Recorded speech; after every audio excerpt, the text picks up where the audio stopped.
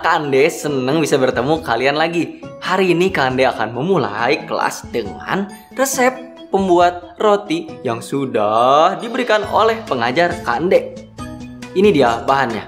Ada gula, ada terigu, dan lain-lainnya.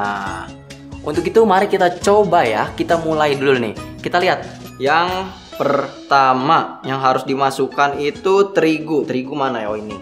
Bentar ya kids. Hup. Masukkan terigu katanya. Susah. Nah, kesabaran adalah menunggu sampai sesuatu yang kita inginkan terjadi. Oke, kita lanjut. Sekarang masukkan gula dengan pelan-pelan.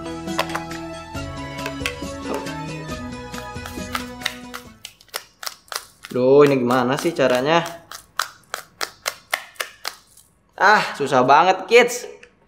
Ini butuh waktu yang lama. Lebih baik kita mendengarkan cerita yang luar biasa hari ini. Tapi sebelum itu, kita akan memuji Tuhan dulu ya. Oke, let's praise Him.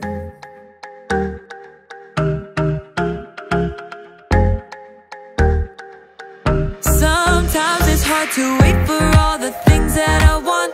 Sometimes I kind of feel like it's just taking too long to get the things I want, what I think I need. But I know you know what's best for me.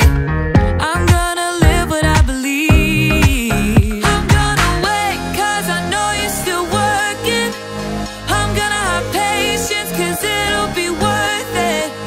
I'm gonna have faith, I know you have a purpose. I'm gonna wait cause I know you're still working on me. Still working on me. I know that sometimes I just need to slow down and trust that you are working all of this out. You know the things I want, what I think I need, but I know you know what's best for me. I'm gonna live what I believe. I'm gonna wait cause I know you're still working. I'm gonna have patience cause it'll be worth it. I'm gonna have faith, I know you have a purpose.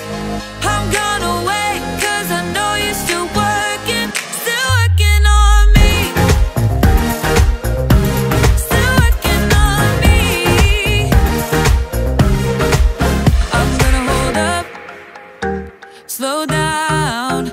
I'm gonna trust that you're working it out. I'm gonna hold up, slow down. I'm gonna trust that you're working it out. I'm gonna hold up, slow down. I'm gonna trust that you're working it out. I'm gonna hold up, slow down. I'm gonna trust that you're working it out. I'm gonna wait cause I know you're still working. I'm gonna have patience cause it'll be worth it.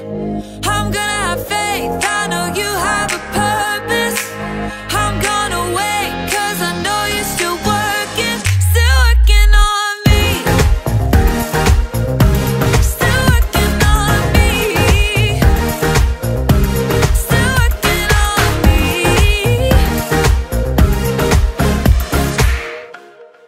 Kids, untuk mendapatkan sesuatu yang kita inginkan, kita harus belajar sabar. Karena pasti kita harus menunggu. Nah, begitu juga dengan janji Tuhan. Kita harus menunggunya juga. Tapi bukan hanya menunggu. Kita juga harus berusaha dengan setia. Salah satu kesetiaan yang harus dilakukan adalah mengembalikan persembahan kita. Ayatnya ada di Lukas 16 ayat 10.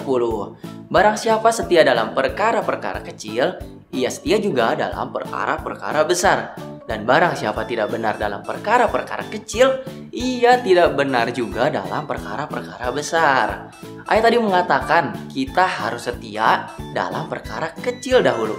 Karena itu tanda bahwa kita siap menerima berkat yang lebih besar dari Tuhan. Tentunya kita harus menunggu dengan sabar ya. Kalian siap memberi? Mari kita berdoa. Tuhan, terima kasih atas kasih karunia-Mu. Kalau sebentar kami mau setia memberi persembahan kami, biar Tuhan yang ajar kami untuk menunggu janjimu dengan setia. Di dalam namamu kami berdoa. Amin. Selamat memberi, kids.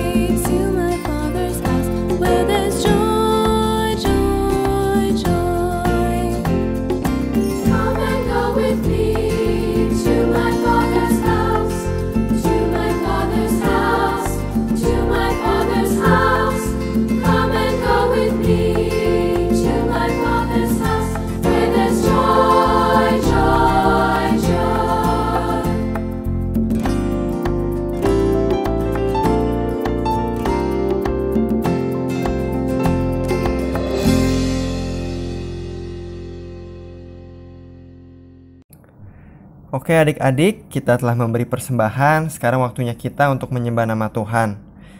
Kakak minta kita siapkan hati kita dan berikan sikap yang terbaik untuk Tuhan. Yuk, kita menyembah Tuhan.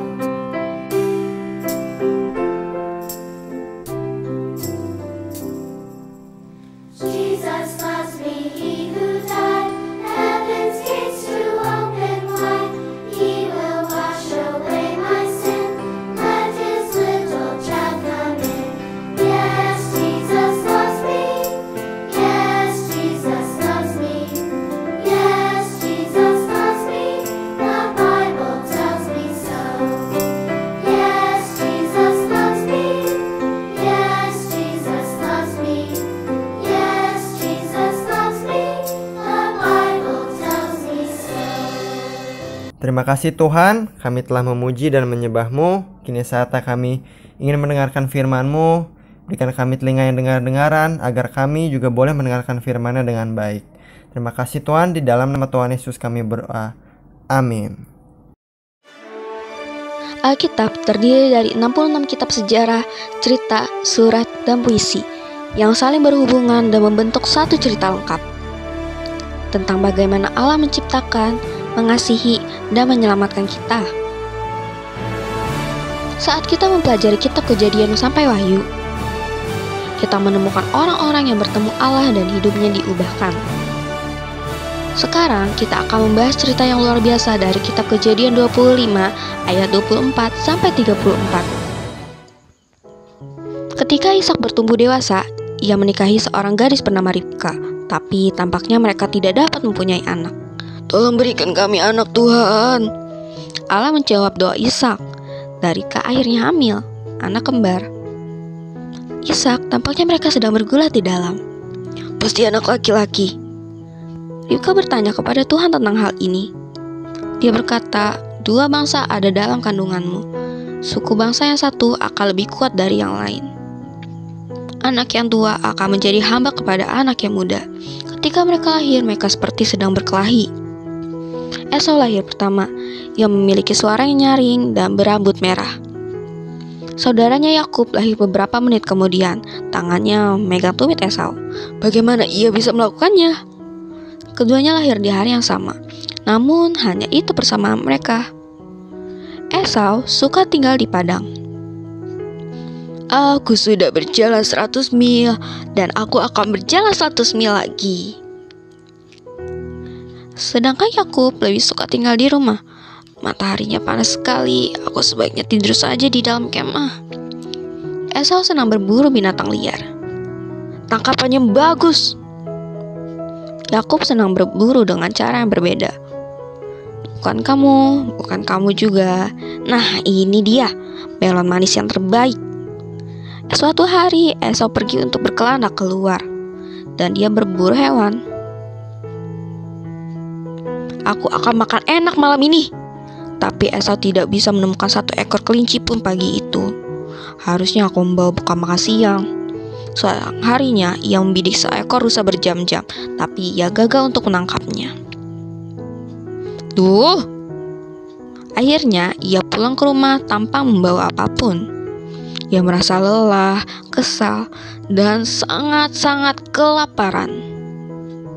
"Aku harus makan." Saat Esau sudah dekat kemah, bau sedap menyambutnya. "Makanan!"